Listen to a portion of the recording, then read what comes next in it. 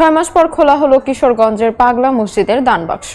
13টি সিন্ধুকে মিলল 43 বস্তা টাকা। চলছে গণনা। এই মুহূর্তে সেখানে আছেন সহকর্মী নূর মোহাম্মদ। সরাসরি যাচ্ছে তার কাছে। নূর মোহাম্মদ, মসজিদের বিশাল মেঝেতে শত শত মানুষ, সবার সামনে টাকা, বস্তার বস্তা টাকা। এটি কিশোরগঞ্জের ঐতিহাসিক পাগলা মসজিদের দান বাক্সের টাকা গণনার দৃশ্য।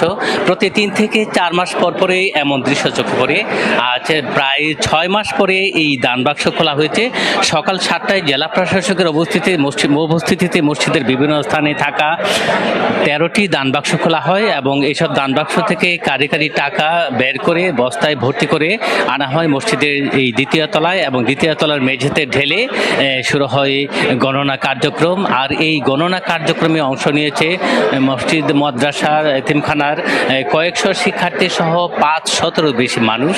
এই টাকাগুলা সারা আজকে সকাল থেকে যে শুরু হলো, দিনভর চলবে টাকা গণনার কাজ। এবং টাকা গণনা শেষে এখানকার যে প্রায় 60 থেকে 70 জন যে ব্যাংক কর্মচারী আছেন, তারা এই টাকা গণনার কাজে সহযোগিতা করছেন। তারা মেশিন দিয়ে টাকা গুনছেন এবং বান্ডিল গুনছেন, পাশাপাশি গণনা করে ব্যাংকে, যে রূপালী ব্যাংকের কিশোরগঞ্জ কার্যালয় আছে, সেই কার্যালয়টিতে পাঠানো হচ্ছে।